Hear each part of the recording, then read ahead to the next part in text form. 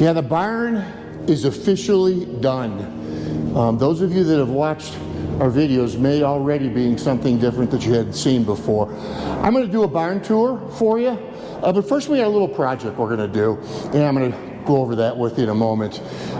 But I have to say, we've only had this channel at the time I'm making this video a little over 3 months. The response has been phenomenal.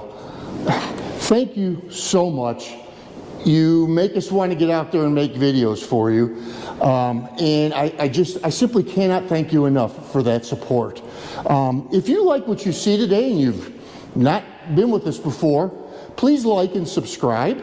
Ring the little bell and you'll get notified every time we release a new video. But right now, let's get to work. If you're anything like me, around your shop, you've got all kinds of pieces of wood of all varieties, plywood and 2x4s and 2x6s and what have you. And I don't know what it is, we just can't seem to part with this stuff because we're going to use it someday. Well, what I've tried to do in designing this shop is try to make sure that everything is off the floor. All the cabinets are off the floor. The pallet racks that you'll see in a minute are off the floor, so that when I'm hosing out or blowing out, that I can get everything clean. But right now, all these pieces of wood are keeping me from doing that. So the project that we have today is this.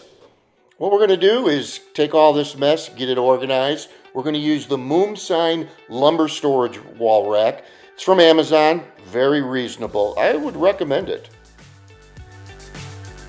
All right, so we're installed.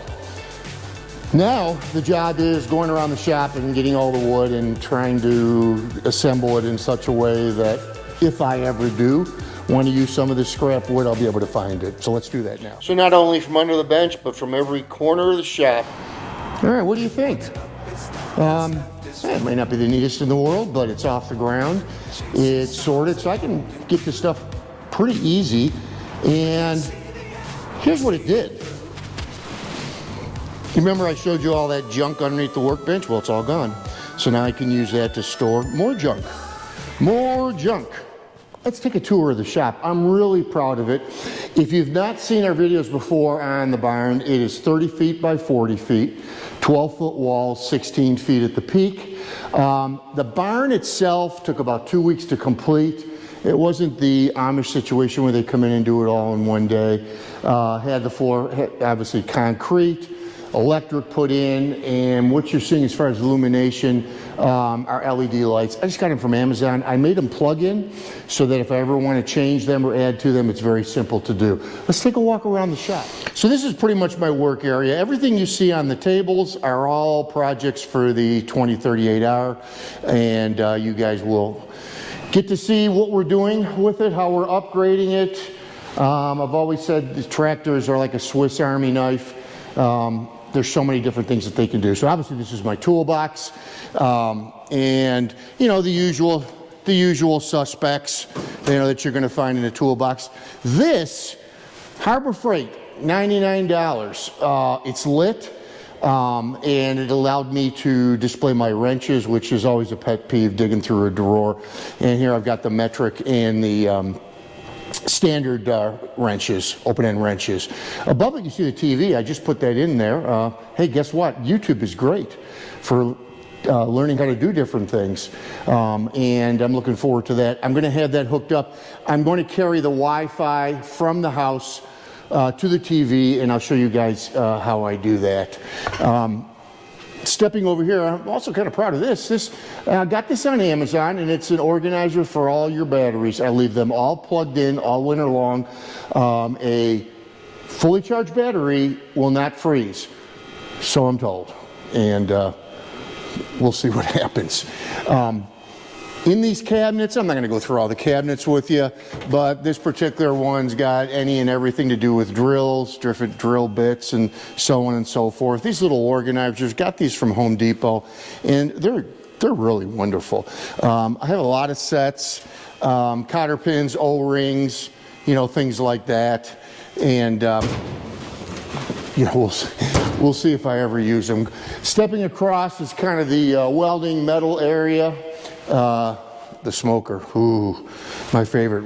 We're going to do something on that. Hey, you guys let me know. I have, I swear, the best recipe for baby back ribs you've ever had. Are you guys interested in something like that? Put some comments down below. I'm happy to show you what I do. It's taken years and years, different methods, but I've got one that people rave about, or they're just being nice. But I don't think so, because they'll ask me to make them. So if you're interested, comments down below, and yeah, happy to do it for you guys. So back to this area. You can see I've got the Hobart welder. This is interesting. This drill press was my uncle's. He bought it in 1961. We still have the manual for it. Runs like a champ. In this cabinet, I've got, you can see circular saws and all my different kits, tap and die, magnetic screwdrivers, things that just make life a little easier. Working around, again, I'm not going to show you all the cabinets. No, there's nothing wrong with the 1020, I was going to say 1025R. I kind of miss that machine, but I'm loving the 2038. Nothing wrong with it. Did a previous video talking to you guys about putting it on a trickle charger, so that's where it'll stay for the winter. Not doing any dirt work this time of year, so the tractor could sit for a few weeks before I use it. Just depends on the weather. You can see I've got it set up for snow. I'm going to be using the box blade to back drag. And of course here is what we just installed today. Let me show you my favorite part about this barn, and that is these pallet racks. I've got my attachments stored on them.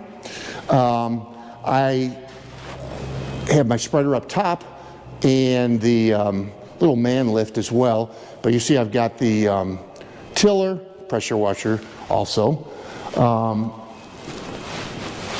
Over here, the forks, and our newest attachment, which I can't wait to use in the spring. It's the Dirt Dog soil pulverizer from GoodWorks Tractor.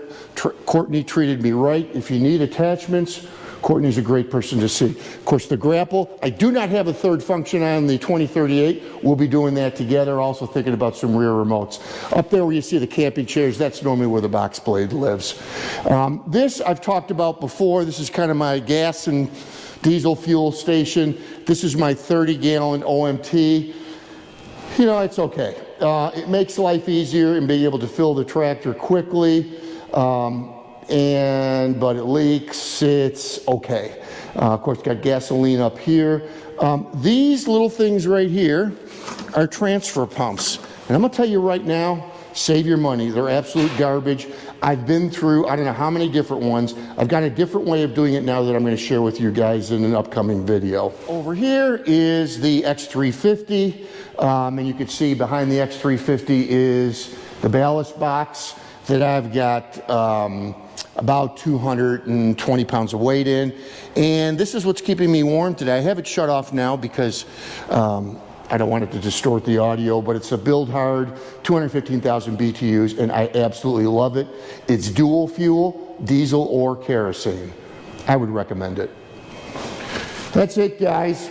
Thank you, guys and gals. Looking at our demographics, we have a pretty sizable audience of women out there. I think that's absolutely fantastic. I think they like Tess. Thanks for joining us. Once again, thank you so much for your support.